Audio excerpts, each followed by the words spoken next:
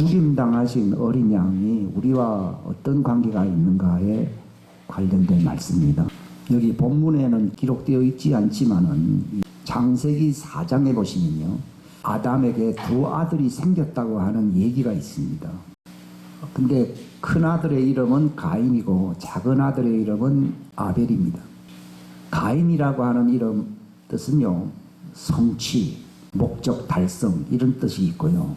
아벨이라고 하는 뜻은 하나님의 숨결, 생명 이런 뜻을 가지고 있습니다. 아담이 범죄했지만은 희망을 주시기 위하여 성경 외에 그 야셀책에 기록이 되어 있더라 이렇게 나와 있는데, 그 야셀책에 보게 되면은 하나님이 양을 죽여가지고서 양 껍질로서 옷을 만들어 가지고서 하나님이 친히 만들어서 가죽옷이라고 창세기에는 기록이 되어 있어요. 그걸 이제 아담과 하와에게 입혀준 것입니다. 그게 시사하는 바가 복음 안에서 우리에게 계시하는 바가 굉장히 크지요. 근데 그 두 아들이 그 아버지 어머니가 항상 입고 있는 옷에 대하여 관심이 있었죠. 본래는 농사 짓질 아니하고 동산에서 나는 과실로만 행복하게 살 수 있었던 특권을 빼앗겼기 때문에 이제는 땅이 너를 향하여 효력을 발휘하지 않는다고 하나님이 말씀하셨어요. 그래서 엉겅퀴가 나고 가시가 나고 네가 등창에 땀이 흘려야만이 네가 노동하면서 연명하며 살게 될 것이다 그랬습니다. 그러니까 이 가인이 아버지가 농사 짓는 것을 보고서는 자기도 땅을 관리를 잘해서 내가 내 생계를 잘 갖고 나가야 되겠다. 그래서 행복하게 살아야 되겠다. 너는 이제 땅을 가는 자로서 소망을 가지며 살아라. 하나님에서 목적 달성, 성취라고 하는 의미의 가인이라고 하는 이름이 주어진 겁니다.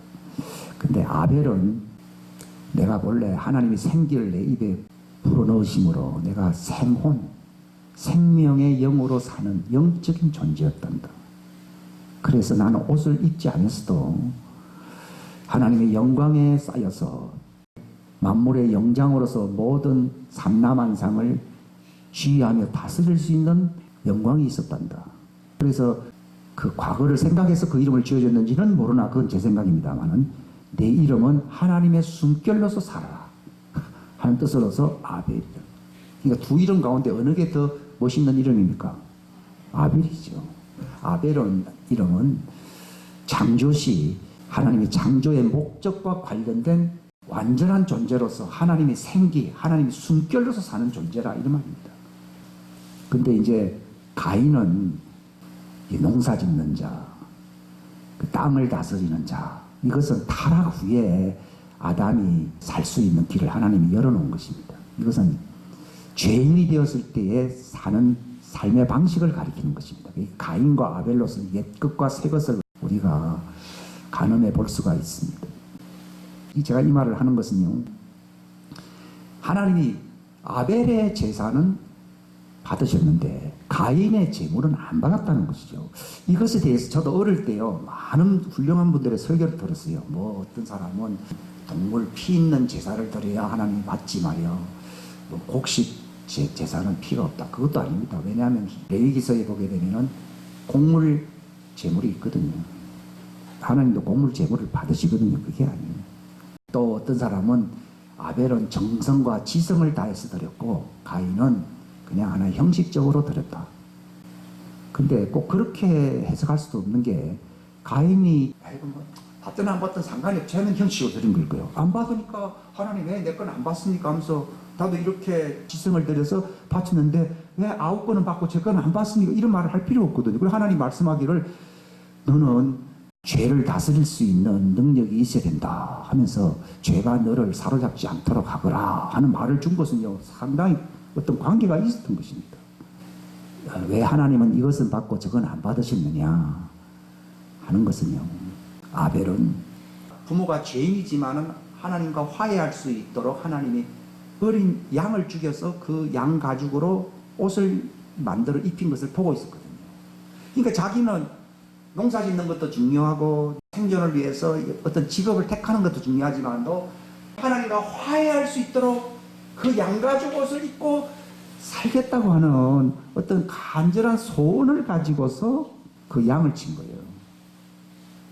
그 당시는 고기를 먹을 수가 없었다고 그러더라고요. 고기를 먹을 수 있었던 것은 노아 홍수 뒤에야 비로소 먹을 수 있었지. 양을 친다고 해서 양고기를 먹을 수 있는 것도 아니고, 또 뭐 양고기를 안 먹는데 왜 생업이 하필이면은 인기가 없는 그런 양을 치는 사람이었느냐? 이거는 다른 목적이 없어요. 하나님께서는 어린 양으로 오실 중보자를 하나님이 계시해 주신 것입니다. 하나님께 드려진 속죄양, 그 어린 양을 통해서 인간이 하나님과 화해가 된다고 하는 놀라운 계시를 그가 받았기 때문에, 그래서 그 어린 양을 바라보면서 그걸 길렀던 것이에요. 히브리서 11장에 보면은 아벨은 믿음으로 더 나은 제물로 드렸다 이거예요. 지성도 아니고 피가 있니 없니 그런 것도 아닙니다. 믿음입니다. 무슨 믿음입니까? 속죄자, 구원자, 중보자, 구속자, 하나님의 어린 양 예수님에 대한 모형을 본 것입니다. 그래서 하나님이 받으시는 것은 이 어린 양으로 오실 예수님이시구나. 그게 믿음이, 하나님 계시해 준 믿음이에요. 이건 내 믿음이 아니에요. 가인도 믿음이 있어서 물질을 바치지, 믿음이 없는 사람이 어떻게 물질을 바칩니까? 자기 믿음으로는 잘한 것입니다. 그러나 아벨은 자기 믿음이 아니라 하나님의 믿음으로 바친 것입니다. 이걸 히브리서 11장에 그 제물이 그 믿음을 증언한다라고 기록이 되어 있습니다. 그 믿음은 예수 그리스도 구속자 은혜의 믿음입니다. 그 믿음을 받은 것입니다.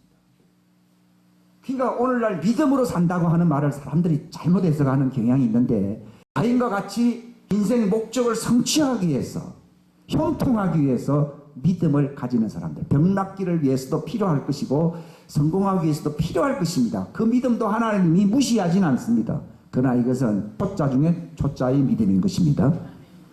그러나 성경은 영생 얻을 수 있는, 구속을 받고 하나님의 은혜로 영원한 왕국을 상속받을 수 있는 그 믿음은 우리 개인이 꿈꾸는 우리 인생 목적의 소망과 관련된 믿음이 아니고, 바로 하나님이 죄인들인 인간과 화해하기를 바라시는 그 믿음을 우리가 가져야 될 줄로 믿습니다.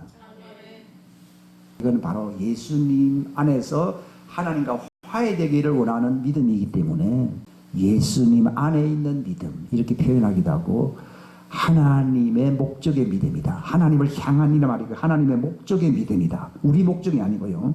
성경에 나와 있습니다. 그 다음에 예수님이 그 목적 때문에 십자가에 달려 돌아가셨다고 하는 그 예수님의 구속 안에 있는 믿음이다 라고 신약 성경에 많이 기록되어 있는데, 번역을 그냥 하나의 일반 용법으로만 표현이 되어 있었기 때문에 사람들이 그걸 잘 발견하지 못하고 있다는 것입니다. 우리가 예수님을 왜 믿어야 됩니까?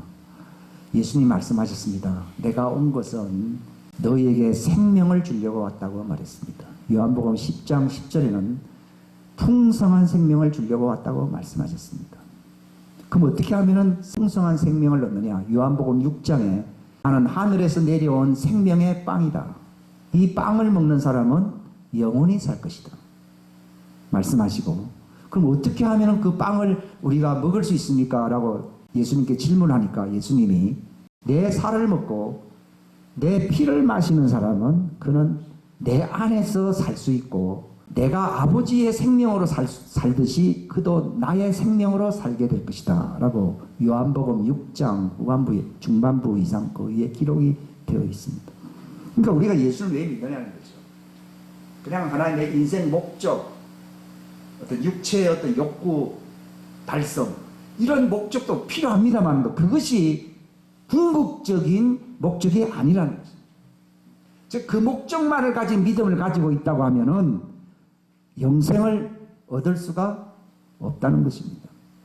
베드로는 예수님과 3년 반 동안 제자로서의 그 숙식 생활을 함께 함으로써 많은 기적을 보았고 많은 영광을 보았고 많은 계시를 받았어요.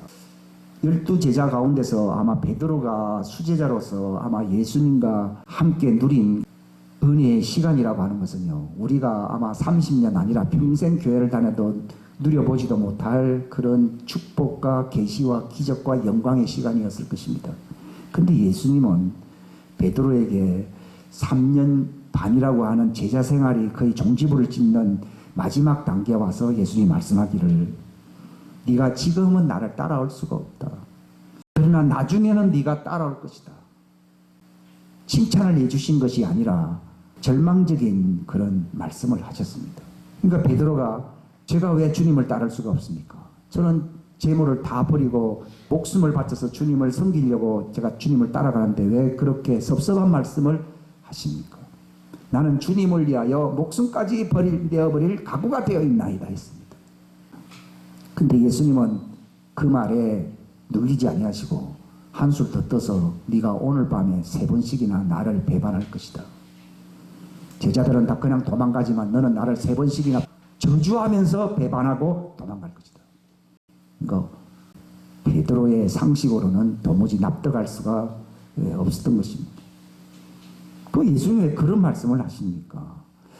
아마 예수님 근처에 가장 가까이서 교육받고 그런 혜택을 누린 사람은 베드로 이상인 사람은 나는 없었다고 봅니다. 근데 왜 베드로에게 섭섭한 그런 말씀을 왜 하셨습니까?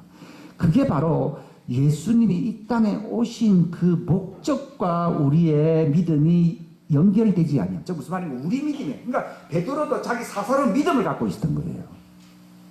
그 믿음이 아니라 예수님이 가지셨던 그분이 육체를 입고 어린 양으로 오셔야만 했던 그분 안에만 담겨져 있었던 그 신비, 그걸 믿음을 신비다 비밀이라고 얘기하는데 그 믿음이 네 믿음이 되지 않는 한은 너는 언젠가는 나를 버리고 저주하고 떠날 것이라는 것입니다. 오늘 많은 사람들이 교회를 다니지만은 베드로가 그런 지경에 이르는데 우리가 뭐 대단한 사람이라고 해서 베드로보다 꼭 낫다고 얘기하기가 어렵습니다. 그렇게 따라다녔지만 바꾸지 못했죠. 회개라고 하는 것은 믿음을 바꾸는 것입니다. 내가 실수하고 잘못한 것을 뉘우치고 반성하는 것도 있지만 그게 아니고요. 우리에게 계시해 주려고 하는 그 믿음을 우리가 가져야 될 줄로 믿습니다. 마가복음 11장에 보시게 되면은 뽕나무가 아주 뿌리째부터 열매까지 그냥 전체가 다 말라버린 사건이 있었어요. 내게서 이제 열매를 맺지 못하리라 하고 저주해 버리니까 갑자기 왜 예수님 저러시는가 하고 돌아오는 길에 보니까 완전히 다 말라가 죽었어요. 어떻게 예수님 이런 일이 있습니까? 하니까 예수님 뭐라고 말씀하셨는가 하면은 하나님 안에 있는 믿음을 가져라. 원래 그게 직역을 하면 그런 뜻입니다. 그냥 믿습니다 하니까 그렇게 된 게 아니고요. 회개하지 아니하면은 다 말라버린다고 하는 하나님의 믿음을 사람들에게 적용해버리면 사람이 망하잖아요. 그걸 어디다가 투사를 했습니까? 뽕나무가 누구를 상징하는 나무입니까? 이스라엘을 상징하는 나무. 그러니까 이제 이스라엘 사람들이 회개하지 아니하고 하나님의 보내신 메시아에 대하여 관심이 없는 거예요. 지금도 교회 다니지만은 내 소망, 내 야심, 목사도 자기 야심이나 챙기고 이렇게 하면 나도 말라버리라 하면 열매 없는 나무가 되어서 나는 버림받을 수밖에 없어요. 말이면 교회는 다니고 이스라엘이라고 하는 이름 직함은 갖고 있는데 열매가 없다 이 말이에요. 왜 열매가 없습니까? 바로 생명력이 없기 때문이거든요. 우리가 예수님을 믿는데 유대인들은 표적을 구하고 기적을 구하고 성공을 구하고 형통을 구하고 그냥 하나의 은사를 구하고 이런 믿음은 갖고 있어요. 근데 하나님이 요구하는 믿음은 그 믿음이 아니에요. 그거는 목사가 사사로이 해서가 아닙니다. 베드로를 보십시오. 제가 베드로 얘기 들은 건 3년 5개월 동안 착실하게 예수님 따라다니는 사람 아닙니까? 주를 위하여 목숨까지 버리겠다고 하는 그 결단도 그게 자기 믿음입니까? 하나님의 믿음입니까? 자기 믿음이요. 따라합시다. 내 믿음은 내가 주인이란 얘기고 하나님 목적의 믿음은 내가 주인이 아니라 하나님이 주인이란 뜻이다. 그렇습니다. 영생은 누가 얻습니까? 하나님이 주인 되어야 영생 얻는 거예요. 어떤 사람이 내가 교사입니다. 사람들 앞에서 내가 가르쳤습니다. 나는 은사가 많아서 사람들에게 기적을 나타냈습니다. 나는 은사가 있어서 사람들에게 예언했습니다. 근데 예수님이 뭐라고 그랬습니까? 불법을 행한 자들아. 저도 그게 참 이해가 안 됐어요. 그러면 능력 없고 시시하고 예언도 못하는 사람들은 그러면 좋은 사람들이냐? 그건 아니거든요. 그 정도로 교회 생활을 적당하게 하는 사람은요, 교사가 될 수도 없거니와 사도 같은 본능도 나타낼 수도 없고 예언자의 그 은사를 나타낼 수가 없어요. 대단한 사람 아닙니까? 베드로 같은 대단한 사람 아닙니까? 근데 난 너를 모른다는 것입니다. 참 정천벽력 같은 말 아니겠어요? 예수님을 마지막 백보자 심판 때 우리가 그런 상황에서 만나면 우리는 절망적입니다. 제가 이 말씀을 드리면서 뭐 절망적인 상황을 피해야 된다는 겁니다. 왜 모릅니까? 외인이기 때문에 그런 겁니다. 여러분들이 교회 다니셔도요, 예수님과 외인이 될 수 있다는 거죠. 이 불상사는 여러분들이 교회 생활에서 끊어져야 됩니다. 영생은 내가 뭐 이렇게 교회에서 일 많이 하고 저 높은 분이 하나님이니까 내가 하나님을 위해서 열심히 일을 합니다. 이렇게 한다고 되는 게 아니고요. 직속상관이 되어야 되는 거예요. 정말 자기 주인이 되어야 된다 이 말이죠. 이제 어떤 한 가지를 말씀드리려고 하는 것은 요한복음 10장에 예수님이 말씀하실 내가 누구에게 영생을 주느냐에 대해서 기록이 되어 있습니다. 뭐 주여 주여 하는 사람들에게 영생을 줍니다. 그렇게 얘기 안 하고 있습니다. 누구에게 준다고 되어 있습니까? 내 양은 내 음성을 들으며 나를 따르며 그들은 나를 아느니라. 그들이 나를 아는 것은 마치 내가 아버지를 알고 아버지가 또한 나를 알고 내가 아버지를 따라가는 것처럼 그 양들이 나를 알고 나를 따라오고 내 음성을 듣느니라. 내가 그들에게 영생을 주노니 아무도 그들을 건드릴 수가 없다. 그 정도로 친밀해야 됩니다. 성경에는요, 내 부모나 형제나 자매나 모친이나 그 누구보다도 사람들이 왜 예수님과 직속상관과 같이 깊은 관계를 왜 가지지 못하느냐 하면요, 아이고 그렇게 깊이 들어가면 집안 사람들이 서운해할 겁니다. 교회도 대충 다녀야지요. 제사도 안 지내고 매일 열심히 하면은 집안에서 쫓겨납니다. 이렇게 얘기하는 사람이 많아요, 실상은요. 그게 아니고 예수님이요, 나보다도 이렇게 된 거예요. 나보다도 집안 어떤 사람을 더 사랑하면은 그 어떤 결과가 옵니까? 혼의 묶임이라는 용어가 있어요. 그게 심리학적인 용어로 혼의 묶임 관계에 들어간다 그러더라고요. 네 집안 식구 어느 누구보다도 나를 더 사랑한다는 말이 어떻게 사랑한다는가 묶여버리는 거죠. 그게 나보다 먼저 왔고 나보다 앞선 자는 나에게 또 하나님의 왕국을 위하여 합당하지 않다 이렇게 되어 있습니다. 그럼 어떤 결과가 옵니까? 모른다는 거죠. 우리는 누구와 혼의 묶임 속에 들어가 있다고요? 예수님. 사람의 본질은 혼에 있습니다. 바로 예수님과 한 혼, 생혼으로 같이 묶게 되는 거죠. 그럼 영생이에요. 그 예수님 때문에 이제 죽는 거예요. 집안 사람들 버림받을 수 있어요. 내가 너희들에게 분명히 말을 하노니 너희 집안 사람들에게 가족에 화평을 주려 온 줄을 생각하지 말아라. 화평이 아니요 칼을 주려고 왔다. 이제 이후로는 나 때문에 너희 집안 식구들끼리 불화하게 될 것이다. 그게 옛날에는 제가 전혀 이해를 못했던 거예요. 그러니까 우리가 예수님의 신부라는 얘기를 듣잖아요. 이거는 그냥 그 교회가 특별히 강조하고 사람들에게 어떤 그 소망을 갖게 하려고 주는 슬로건이 아닙니다. 육체가 끝나면 마감이 되는 것이 이 세상 결혼입니다. 근데 우리의 혼의 묶임 이 결혼은요, 영원히 가야 됩니다. 그래서 영원한 생명을 준다는 거예요. 그럼 우리가 어떻게 하면 영원한 생명을 가질 수 있느냐? 내가 예수님과 하나로 완전히 결합이 되어야 돼요. 주와 합한 자는 한 영이다라고 고린도후서 4장에 기록되어 있습니다. 내가 남자와 여자 두 부부 관계에 대해서 말을 하는 게 아니라 신령한 주님과 한 몸을 이루는 그 놀라운 신비에 대해서 내가 너에게 말을 하는 것이다 라고 에베소서 5장에 말씀을 하고 있습니다. 그 교회는 특별히 친밀감을 강조하거나 목사는 거기에 취미가 있거나 아닙니다.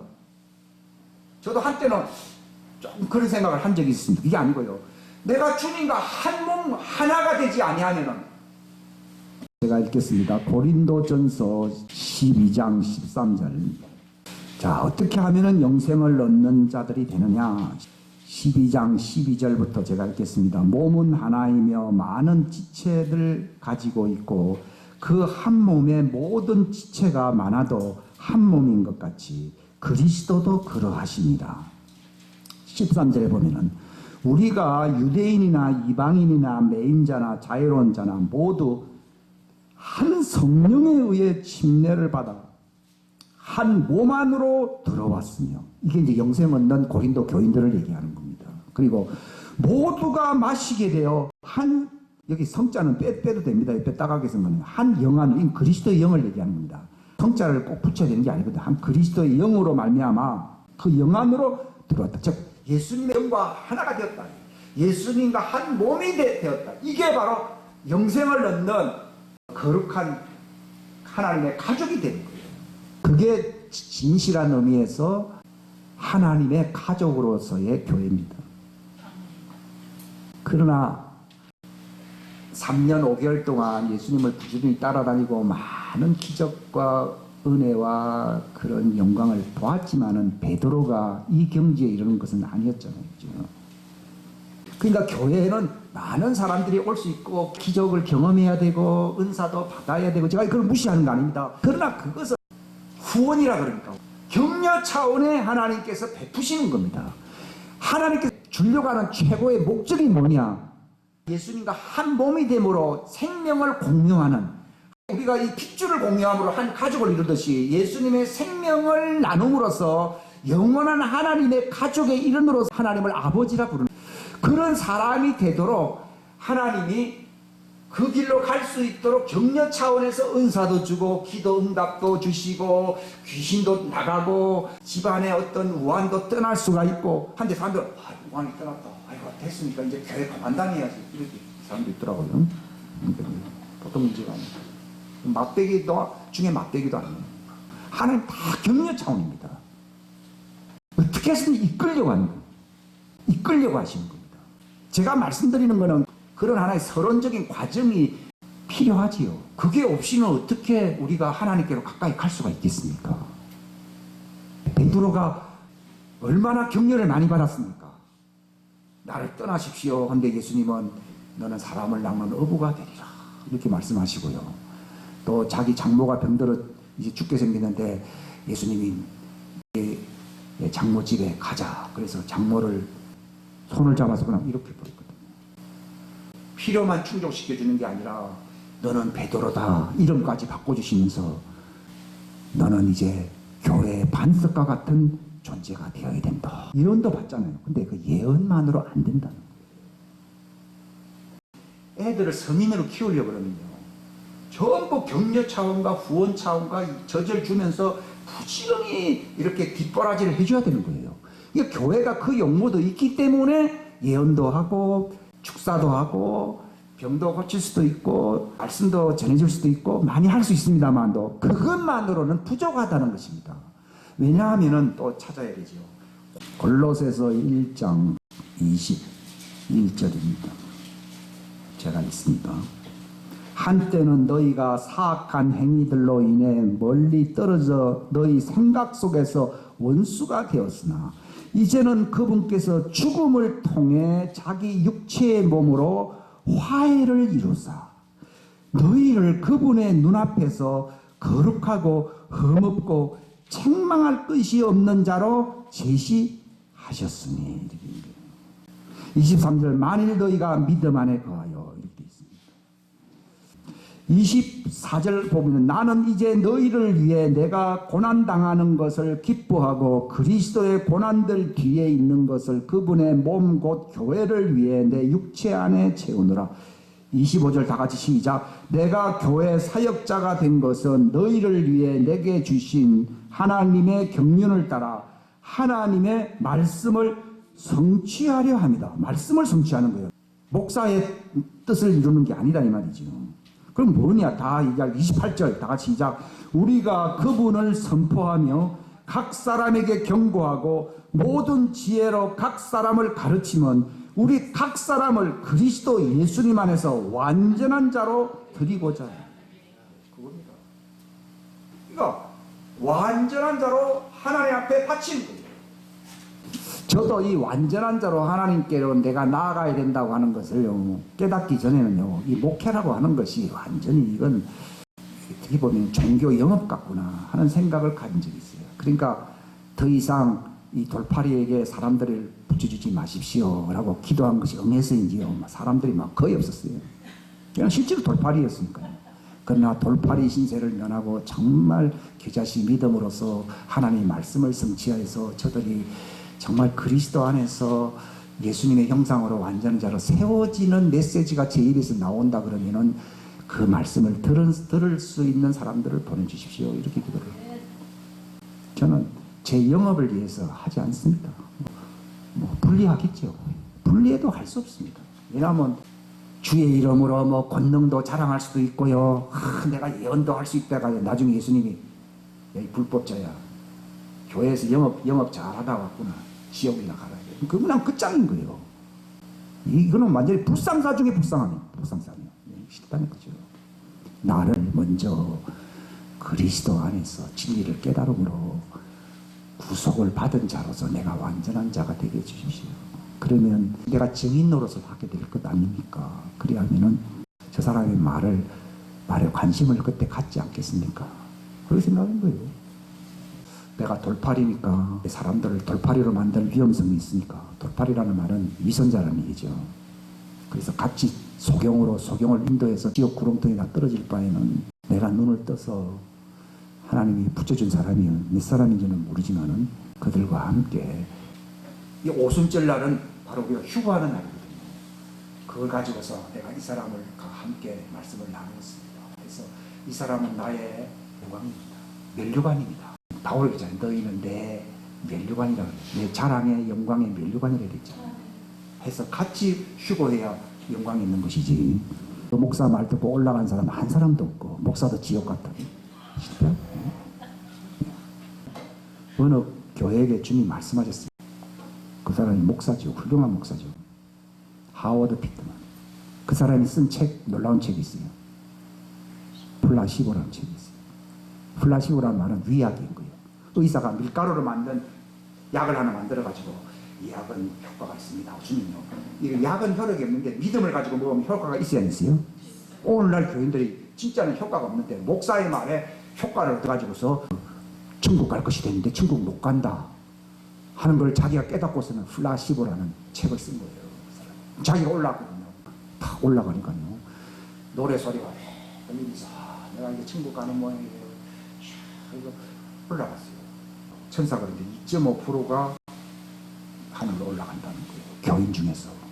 이럴 수가 있나. 그래도 나는 다행히 하늘로 올라가니 다행이다 하고 그 목사가 주님 앞에 선데 근데 주님이 막 썸난 표정을 했는데 다시 내려가거나 이 나름대로 최선을 다했다 생각하지만 그게 너 자신을 위해서 한 게 아니에요. 내가 네 주인 맞나?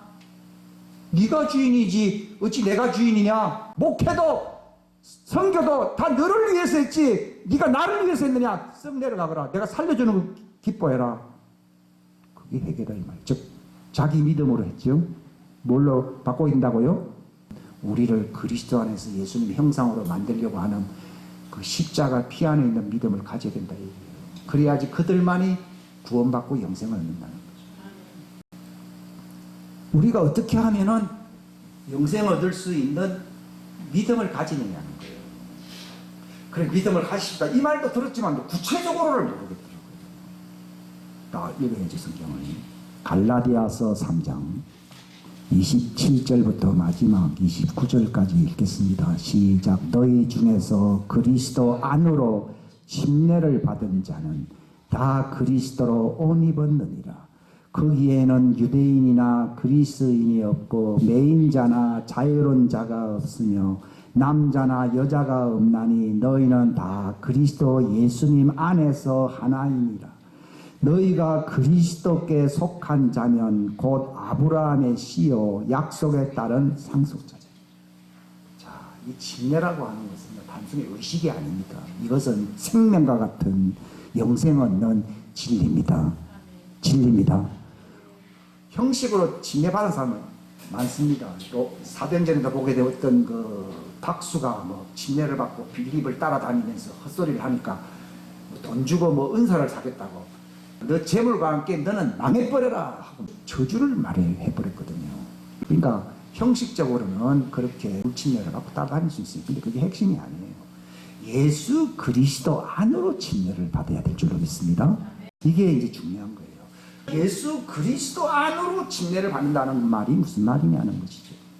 창세기 4장에 가인의 제물은 받았거든요. 왜 그런가 하면요, 그 양을 죽임으로써 정말 하나님과 화해가 된다. 그걸 아버지가 입고 있던 옷이 양을 죽여서 만든 옷이거든요. 그러니까 자기도 양을 죽임으로써 하나님께 제물을 바쳤다고 하는 것이요, 그게 믿음의 증표로서 바로 그가 영생에 들어갈 수 있는 어떤 놀라운 특권을 갖게 된 거예요. 그 히브리서 11장에 얘기를 하고 있는데요. 그게 무슨 말인가 하면요, 예수 그리스도 안으로 침례를 받는다는 말, 이게 베드로도 이해를 못한 거예요. 그 당시 제자들이요, 싸움이 일어났어요. 누가 크냐, 누가 우두머리가 되느냐 하는 게 있었어요. 예수님이 말씀하기를, 누가 내가 받는 침례를 받으며 누가 내가 마시는 이 잔을 마실 수 있느냐, 이렇게 얘기했어요. 누가복음에. 이게 무슨 말입니까?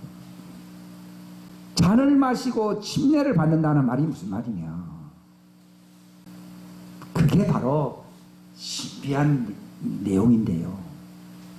바로 우리가 침례를 받고 성찬을 받는 이유가 또한 거기에 있다는 사실.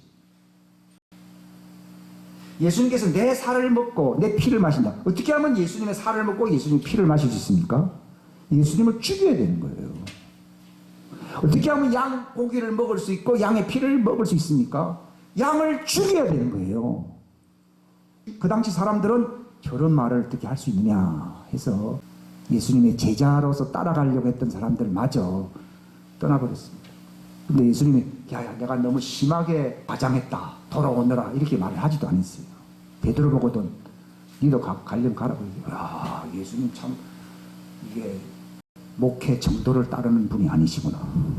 베드로 보고도 너도 가겠느냐 하면 얼마나 시험 들겠습니까? 근데 베드로는 그래도 나름대로 자기 믿음은 좀 있어서, 영생의 말씀이 주님께 있는데 내가 누구에게로 가겠습니까? 그랬습니다.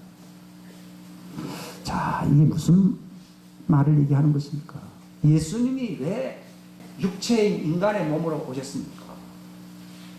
말 그대로 타살, 죽임당하신 어린 양이 되셔서 아담과 하와에게 짐승의 가죽옷을 입혀주었듯이 바로 예수님 안에 있는 하나님과 화해할 수 있는 한 새 사람, 한 몸을 우리에게 입혀주시려고 오신 분이십니다.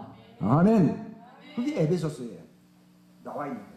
한 새 사람을 창조하사. 자, 골로새서 또 보세요. 골로새서 3장 19절입니다. 다 같이 시작. 서로 거짓말하지 말라. 너희는 옛사람과 그 행위를 벗어버리고 새 사람을 입었는데 이 새 사람은 그를 창조하신 분의 형상을 따라 지식에서 새로워진 자들. 그러니까 그를 창조했다는, 즉 예수님이 왜 육체 안에 오셨습니까? 우리가 입을 하나님과 화해할 새 사람의 형상의 옷을 자기 안에서 창조해 주셔서 내가 죽고 나면 입혀주려고 왔다, 이 말이에요. 이 새 사람은 내 옷이 아닙니다. 의와 참된 거룩함으로 그분이 창조하신 새 사람이라고 또 에베소서 4장에 보면 나와요. 교회 다녀도 잘 모를 수 있어요. 제가 이 말씀드립니다. 교회 오래 다녀도요, 본전을 뽑고 돌아가려면 뭘 입어야 된다고요? 새 사람을 입어야 됩니다. 근데 교회 왔다고 입혀지는 게 아니에요. 이게. 자, 하나님이 왜 에덴 동산에 있는 그 동물 가운데서 한 어린 양을 왜 죽였습니까? 하나님과 화해할 수 있도록 그 가죽옷을 지어 입히려고. 이게 모형적인 겁니다. 그걸 아벨이 봤어, 안 봤어요? 보았기 때문에 인기가 없는 직업이 될는지는 모르지만은 하나님께 제물 드릴 수 있는 직업을 택해서 안 택했어요? 택한 겁니다. 그게 하나님 받았다는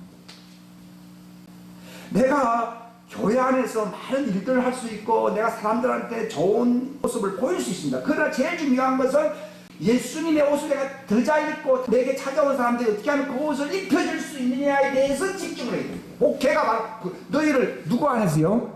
그리스도 안이란 말이 그분의 옷 안에서, 새 사람 안에서만 그리스도 안이에요.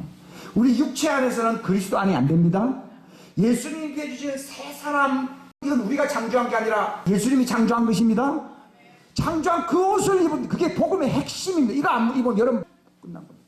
왜? 나는 주의 이름으로 권능을 행했습니다. 예언했습니다. 근데 왜 불법자라고 뭘 안 입었습니까?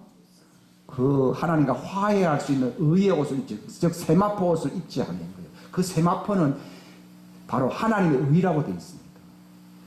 이거는 인간의 의가 아니고 하나님의 의. 예수님이 왜 이 천에 왔습니까? 죄값으로 그분이 죽임을 당해야만이 사람들에게 뭘 입을 수 있는 기회가 온다고요? 자기 안에서 창조된 새 사람을 입혀주는 거예요. 이게 복음의 핵심입니다. 마태복음 22장에 또 비유가 있습니다. 주인 아들이 이제 결혼을 한다. 그러니까 정도라 나가서 많은 사람들이 초청장을 많이 나눠주거라 해서 막 나눠줬습니다. 근데 받는 사람들이 뭐라 얘기하는가 하면은 내가 이사를 가야 되기 때문에 못 갑니다. 어떤 사람은 내가 장사를 하러 가야 되기 때문에 못 갑니다. 나는 또 집안에 무슨 일이 있어서 못 갑니다. 초청장을 보낸 그 주인이 자기 아들을 위해서 이제 초청을 했는데 막 대노해가지고 군대를, 아니 초청장을 보내서 안 받으면 뭐 그만이지, 뭐 초청장을 안 받는다고 해가지고 뭐 군대까지 동원해서 다 죽여버렸다.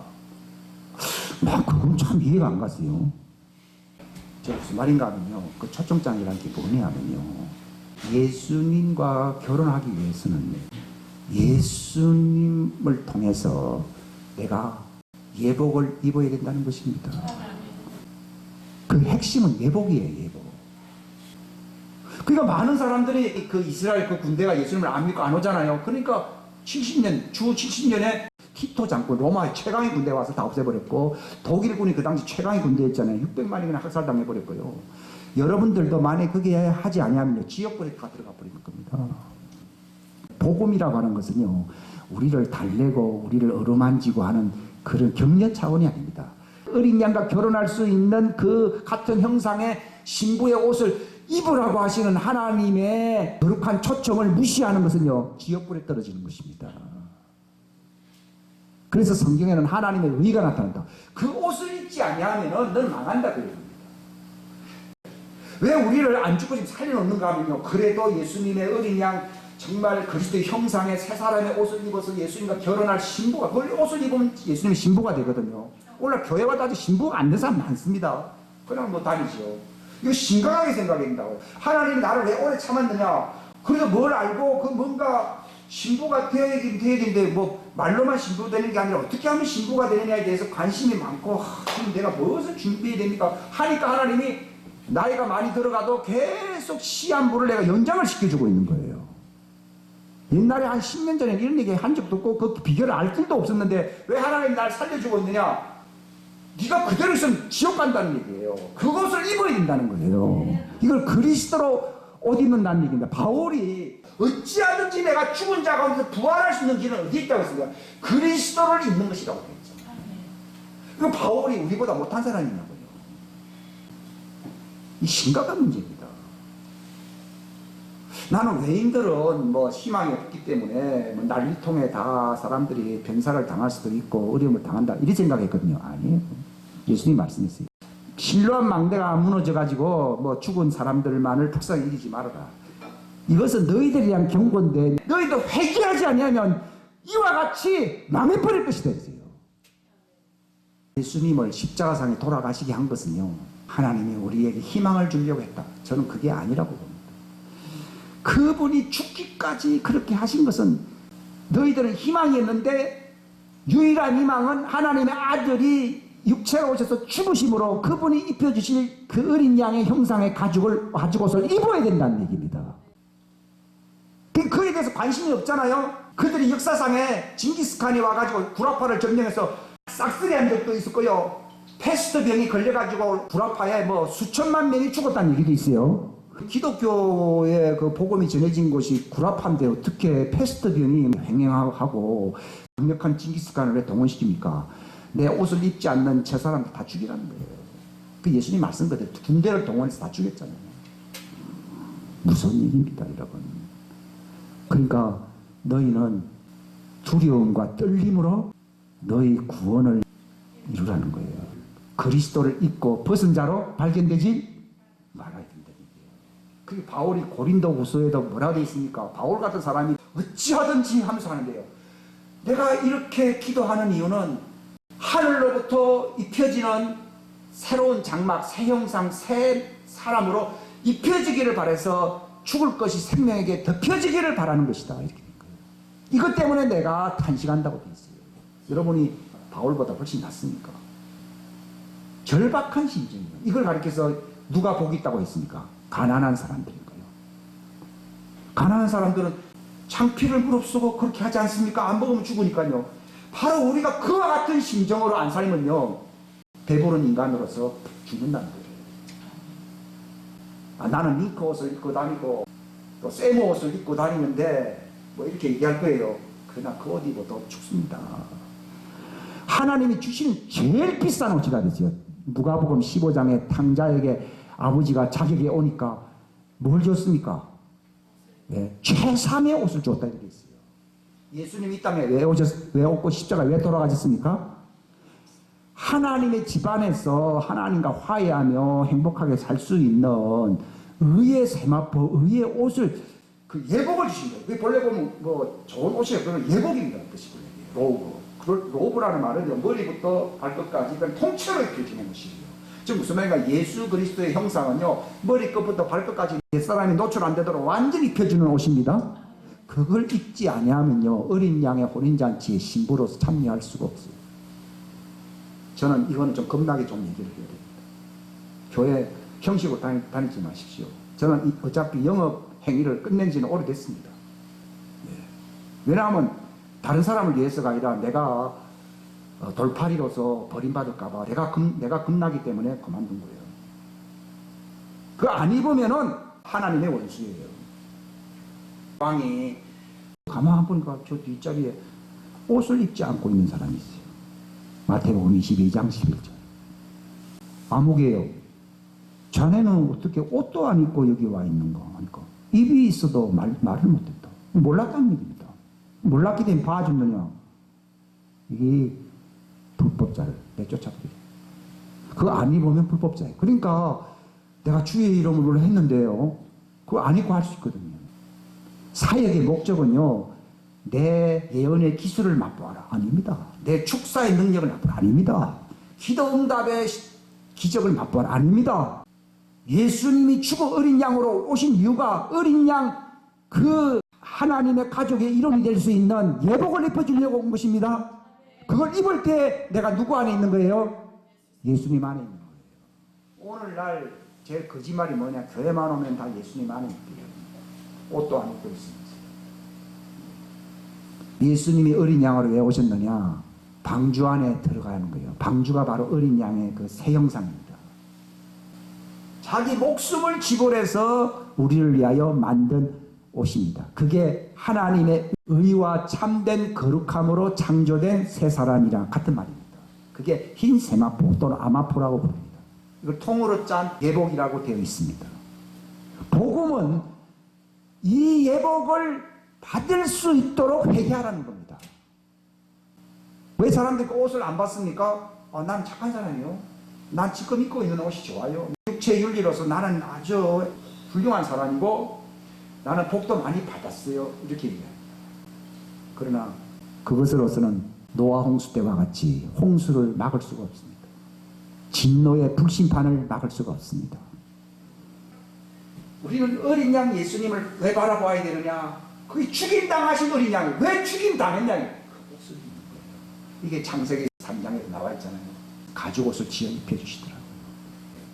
너희는 나를 보고서 뭘 입어야 된다고요?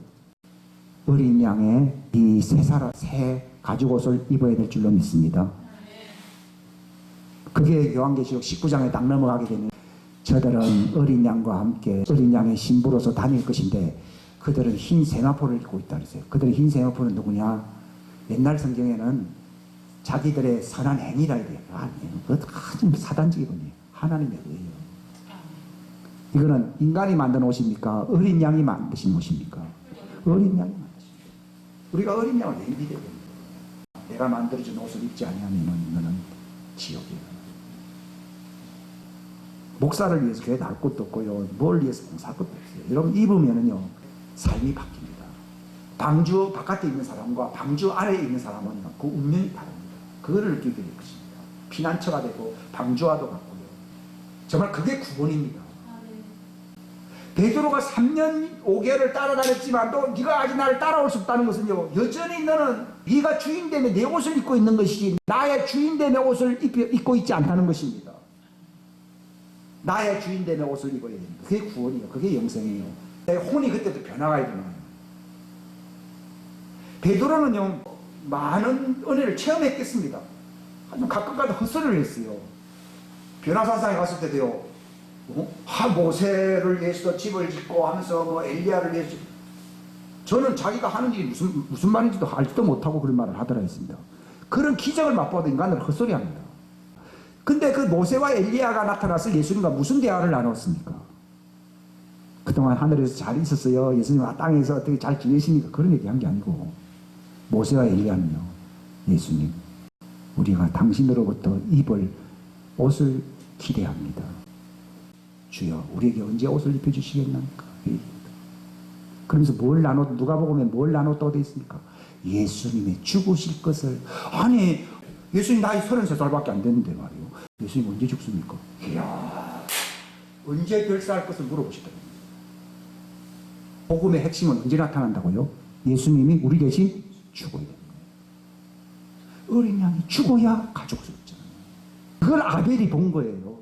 그래서 자기는 인기 없는 직업이지만은 어떻게 하면 그 옷을 입고 싶어서 살다가 그것 때문에 하나님 그 질문을 받잖아요.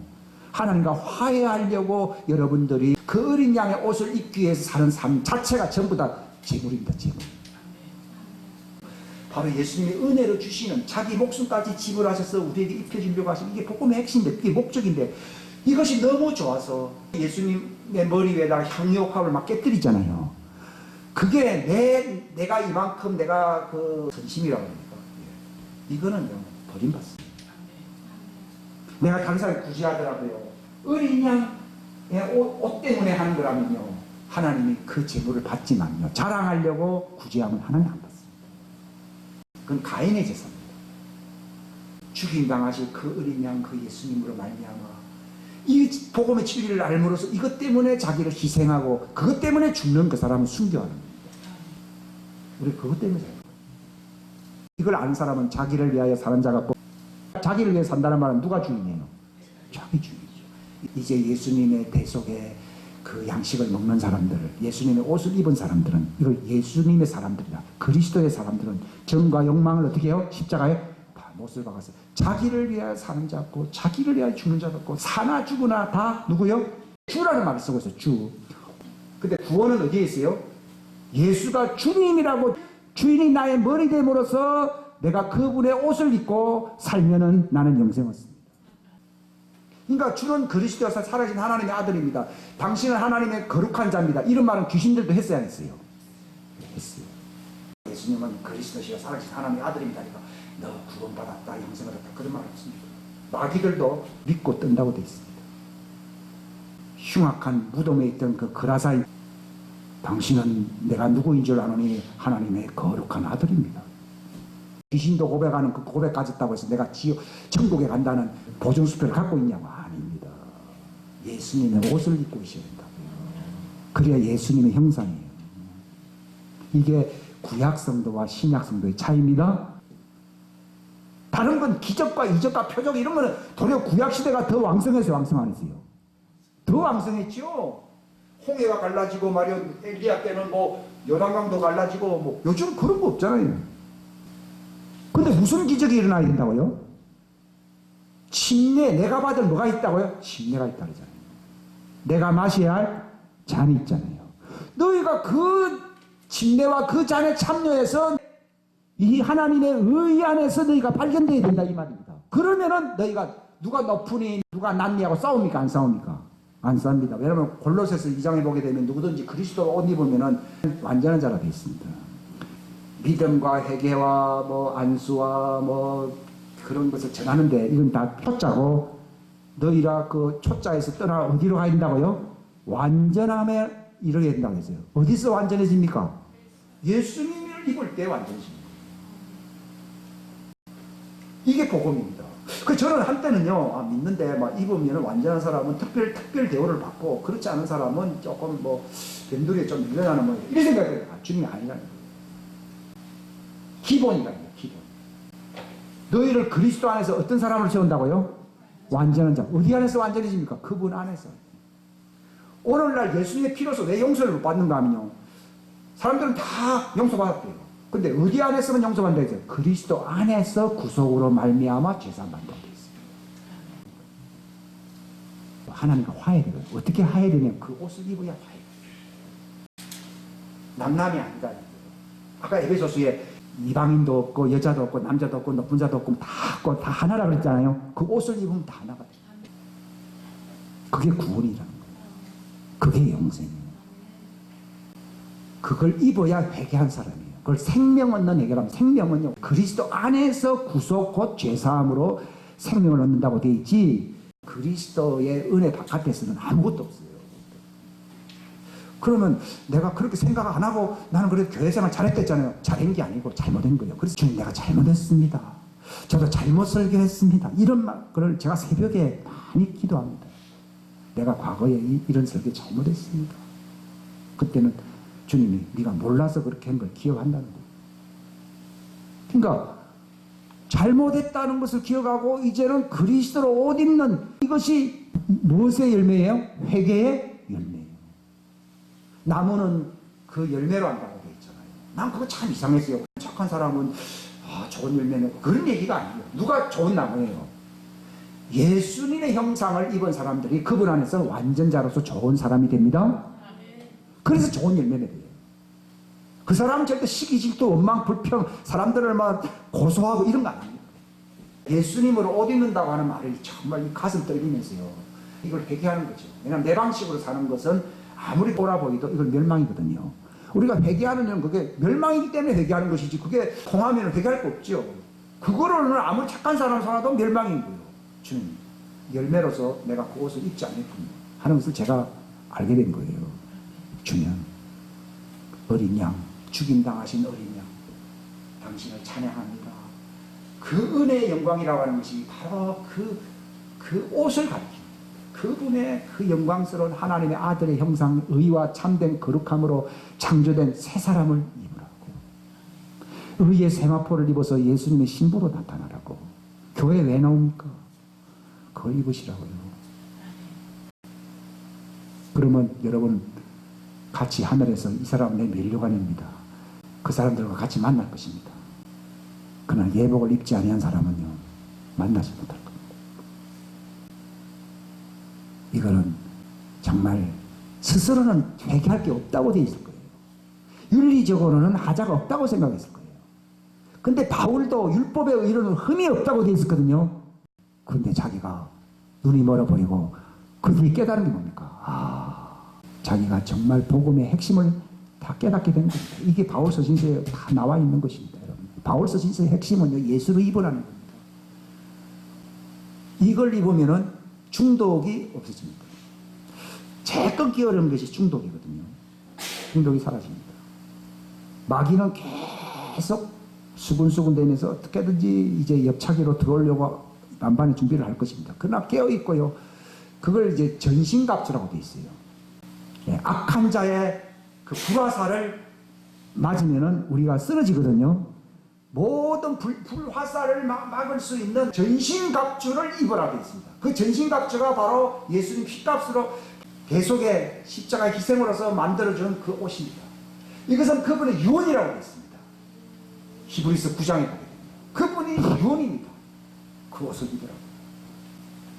아담이 입고 있었던 그 하나님이 손수 지어준 그 가죽옷을요, 아담이 딱 자기가 죽을 때요, 저 노아만이 살아납니다. 아담이 죽었을 때 나이가 980 몇 살입니까? 굉장히 1000년 가까이 갔거든요. 근데 세상이 굉장히 악해진 거예요. 그러니까 하나님이 노발대발해가지고 혈육 있는 자들을 다 지구상에서 쓸어버리겠다고 했는데요, 아담이 이것도 야셀의 책이 있는데요, 죽을 때 유언하면서 자기 옷을 누구에게 입히라고요? 노아에게 입히라고. 노아 가족만 살아남지 않습니까? 이 하나님 예표적인 겁니다. 예수님의 옷을 입으라는 거예요. 아담이 유언할 때 뭘 유언했다고요? 너와 단 자네는 살아남아야 돼. 벼주고 자기 죽었어. 아담은 장차 올 마지막 아담에게 벼잖아요. 예수님은 십자가에 돌아가실 때 유언이 무엇입니까? 저들에게 아버지의 옷을 입혀주십시오. 내 옷을 입혀. 그게 복음 전하는 거예요. 복음 전하잖아요. 교회 올 수 있겠죠. 착한 사람 될 수 있겠죠. 그게 아닙니다. 그 옷을 입혀주십시오. 그게 예수 그리스도의 이름입니다. 이게 아버지가 입혀주는 이름이라서 아버지의 이름이라고 되어 있습니다. 저는 저들에게 아버지 이름을 알게 하고 알게 한다는데 나는 아버지 이름은 아버지 이름이지 그게 뭡니까? 그게 바로 아버지가 아들을 통해서 우리에게 입혀주실 그 옷의 이름을 가리켜서 아버지 이름이라고 합니다. 이건 최근에 알게 된 거죠. 성경에는 그 이름을 힘입어 힘입는다는 말이 그게 그리스도 안이라는 뜻입니다. 그게 원문에 보면요. 즉 예수 그리스도의 그 새 형상의 옷을 입어야 하는데요. 입어서 뭘 얻는다고 되어 있어요? 생명을 얻게 하느냐. 요한복음에 기록된 목적이 되느냐. 저희가 하나님의 아들 그리스도를 믿어. 그것만으로 안 됩니다. 그럼 귀신들도 믿거든요. 그 다음에 뭐였어요? 예수 그리스도를 이름을 힘입어. 그게 있는다는 것입니다. 힘입어. 뭘 얻게 한다고요? 생명을 얻게 한다. 요한일서 5장 13절에 또 나와 있습니다. 뭐라고 했습니다. 내가 이런 말을 너희에게 하는 것은 하나님의 아들의 이름을 믿는 너희에게 영생이 있음을 알게 하려 함이며 너희로 하여금 그 아들의 이름을 계속 믿게 하려 함이라. 여러분, 에서가 망령되에 행했다 했습니다. 장자의 칭호 야곱에게 줬어요, 안 줬어요? 여러분, 아유 뭐 귀찮네. 줘버린 거. 그 얘기입니다. 에서가 망령대에 장자권을 팔았다는 말이 무슨 말인가 하면 그 예수님이 입혀주신 옷이 바로 하늘왕국의 상속권을 받는 첫 열매에 속한 장자권의 명분을 갖는 옷입니다. 이것을 버린다. 다시 회개할 기회를 얻지 못하고 슬피 눈물을 흘며 갔더라. 성경이 그 얘기더라고요. 성경에는요, 지금까지는 너희가 구하지 아니했으나 이제는 내 이름으로 구하라 했거든. 나 그걸 이해 못한 주님이 가르치시더라고요. 옛날에도 기도 많이 했다. 근데 지금까지는 너희가 예수님의 옷을 입고 기도한 사람은 있어요, 없어요? 없습니다. 에봇을 입고 기도한 사람은 구약에는 있었어요. 그 에봇은 무엇의 예표입니까? 예수 그리스도의 옷의 예표입니다. 제사장들이 그걸 입고 사는데 기도를 했거든요. 다윗도 그 옷을 달라고 해가지고 그 옷을 입고 기도하니까 하나님 들어주셨잖아요. 그러니까 우리가 너희가 내 안에 있고 그러면 내 말이 너희 안에 있을 때 무엇이든지 기도하면 들어준다고 했거든요. 그게 이제 해결이 된 거예요. 우리가 그 옷을 입고 살게 되면은 그분이 나의 주인이 되시기 때문에 내 사사로운 말은 사라지고 누구의 음성이 많이 들어오게 된다고요? 주인님의 말씀이 들어오게 되면 그 주인님의 뜻이 이루어지도록 무잔적 기도하라는 겁니다. 그분의 말씀이 이루어지도록 무엇이든지 기도하거라. 우리가 예수 그리스도 옷 입는다는 것은 내 사사로운 기도를 많이 하라는 것입니까? 주인 대신 그분의 이름으로 기도하라는 것입니까? 주인 대신 그분의 뜻을 받들어서 무엇이든지 구하라는 것입니다. 이 말이 나는 이 땅에 왜 삽니까? 그분의 옷을 입고서 그분의 메시지를 내 안에 주시게 되면 그분의 메시지를 막 선포하라는 겁니다. 뭐 그건 이루어진다는 겁니다. 선포하라는 겁니다. 저는 옛날에는 뭐 그런 게 있겠느냐 생각했습니다. 그거를 뭐 대구에 외치든지 하나님 어디 외치면 다 외치라는 겁니다. 대한민국을 향해 외치든지 태평양을 건너 외치든지 하나님은 계속 들어오는 걸 외치라. 그러면 땅에 떨어지지 않고 기쁘고 이루어지다. 무엇이든지 원하는 것을 구하라. 이루리라. 그럼 너희 기쁨이 충만할 것이고 너희는 그때 나의 제자가 된다고 되어 있습니다. 아, 그게 깨달아지니까요. 제가 오늘 이 자리에 있었지만요. 어제 낮부터 한번 잔 적이 없습니다. 이만큼 대가를 지불해야지 이 비밀을 하나님이 알려주시는 것 같아요. 왜냐하면 오는 사람들에게 지난단을 얘기한 건 아무 쓸모가 없습니다. 저기 성전안에는 진설병은 어젯밤입니까? 그젯밤입니까? 오늘 밤. 오늘 밤. 제가 오늘 밤을 드린 겁니다. 그걸 읽는데 초대교회 갔더니 시간이 별로 안 걸릴 수 있어요. 왜냐하면 메시지가 살아 움직였기 때문에요. 근데 그 스펄전의 얘기를 보게 되면 자기는 그 옷을 입는데 3년 걸렸다고 그러더라고요. 시대가 낳은 최고의 설교가인 스펄전은 3년이랍니다. 천로역정은 존 번년 7년 걸렸답니다. 자기도 방탕한 생활하다가 나중에 돌이키고 했지만 돌이킨다고 해서 자기 옛생활에서 벗어나지 못한다고 그러더라고요. 또 회개하고. 그러니까 계시록 3장 10절에 보게 되면은 내가 열심을 내어 뭐 하라고요? 회개하라. 그럼 불로 연단된 금을 산다는 겁니다. 자, 우리가 어떻게 하면은 예수님 안에서 새 옷을 입을 수 있는가? 하나님의 징계를 견뎌내야 된다는 거죠. 히브리서 12장. 징계가 없는 자는 사생아라고 되어 있습니다. 이게 욥과 같이 징계가 있어야만이 하나님이 여러분들에게 영생에 들어갈 수 있는 그리스도의 형상의 새 사람의 옷을 입혀주는 거예요. 제일 비싼 옷. 옷값이 어냐? 무한대 값입니다. 장자권에 오시거든요. 그걸 망령되에 팔면 안 됩니다. 근데 그걸 입지 아니한 사람들 교회에 많다고 주는 얘기야. 베드로도 안 입었잖아요. 그죠? 나중에 알게 된 거거든요. 그게 자기가 그랬잖아요. 나는 근거는 없지만도 내게 있는 것으로 내게 주노니. 근데 베드로에게 뭐가 생겼어요? 예수 그리스도의 이름이라고 하는 영생의 옷을 입다. 그걸 알게 된 거예요.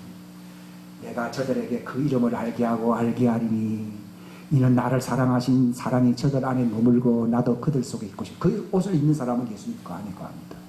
그 옷을 입으면 예수님이 내 안에 들어오십니다. 요한복음 17장 26절. 이 신비를 제가 이거는 제가 그저께도 몰랐습니다. 어제부터 얘기해요. 물론 부분적인 것은 많이 있죠. 이 진설병을 준 겁니다. 그래서 저는 오늘 설교가 마지막이다. 왜냐하면 뭐가 되지 않으려고요? 돌팔이가 안 됩니다. 돌팔이가 안 됩니다. 전 유언으로 얘기합니다. 근데 앞으로는 더 새로운 말도 없을 것 같아요. 이게 거의 목적이기 때문에. 여기 마지막이더라고요. 그전에는 설교를 하고 나면은 뭔가 2%가 항상 부족했거든요. 근데 이게 마지막이라 했잖아요.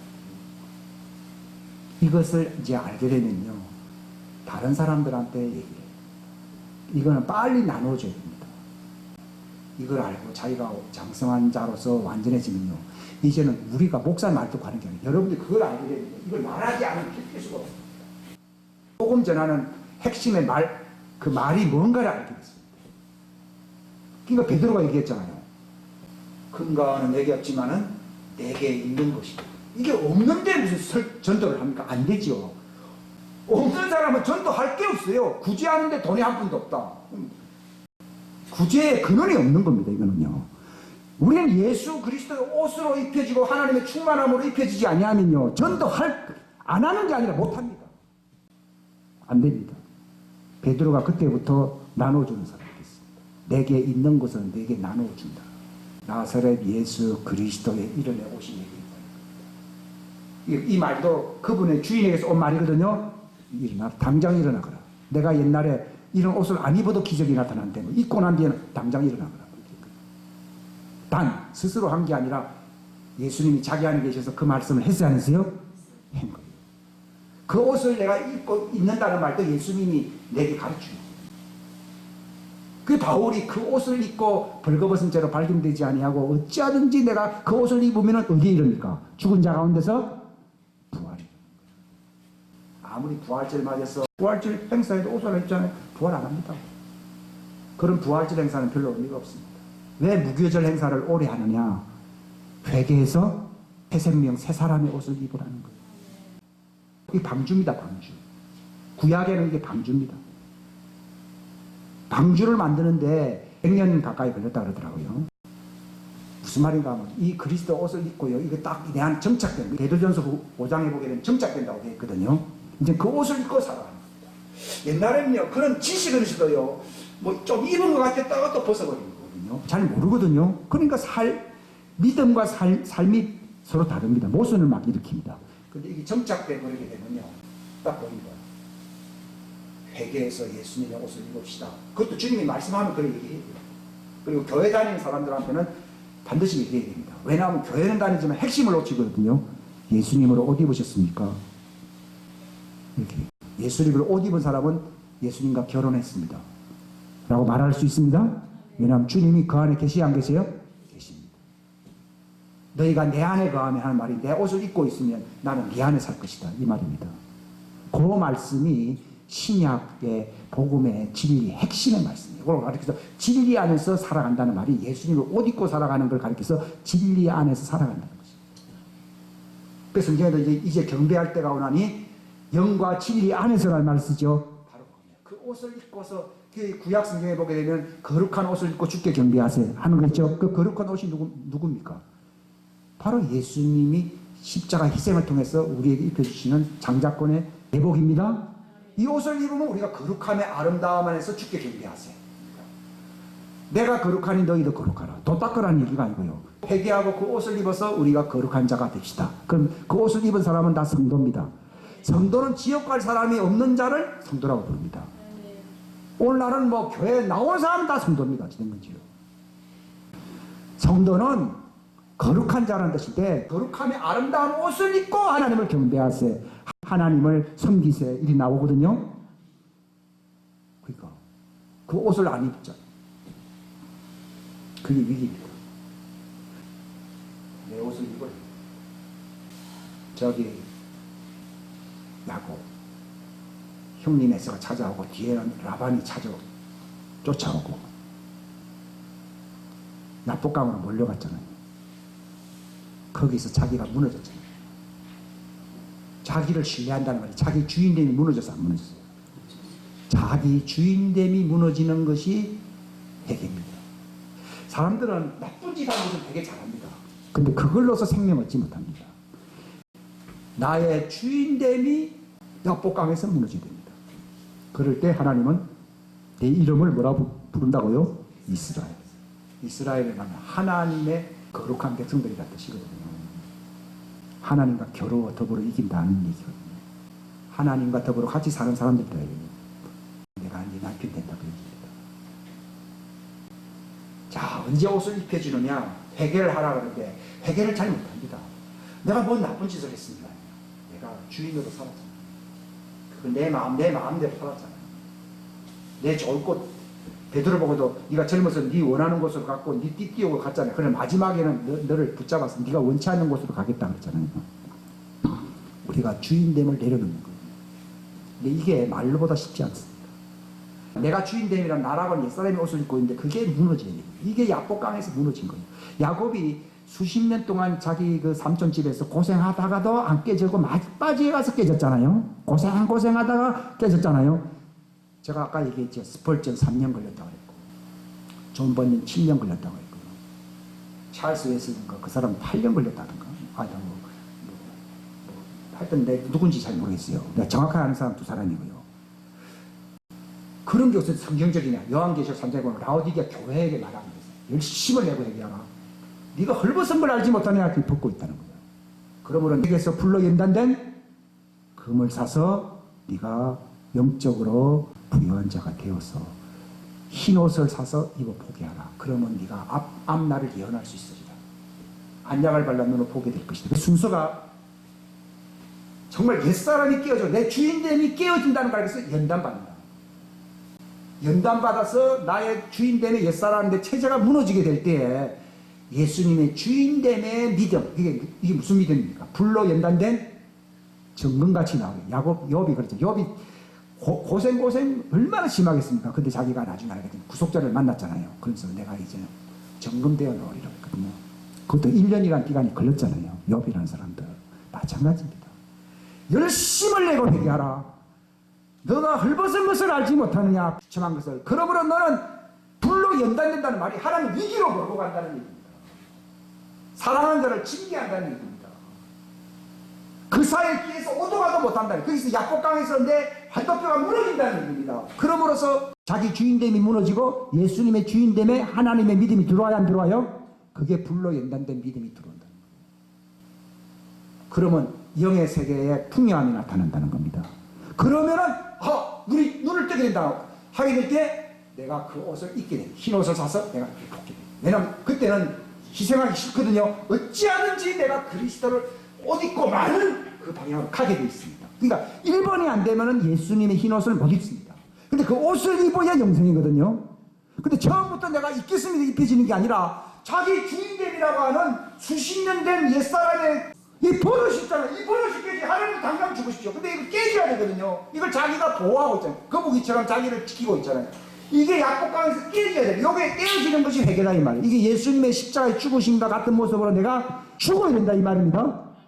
그게 연단된다 이 말입니다.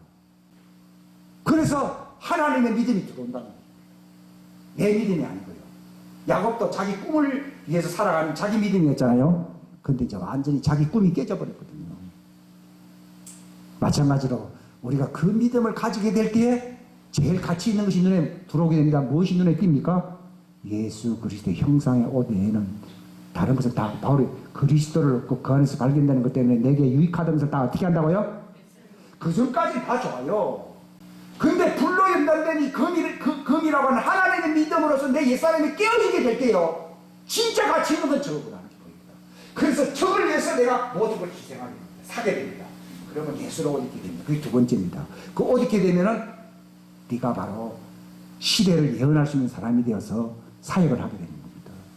사역은 세 번째입니다. 만약에 사역이 첫 번째가 되면 돌팔이가 됩니다. 저도 그랬어요. 은사 하나 받았다고 하면 사역이요? 돌팔이 따지 않습니다. 1번 뭐라고요?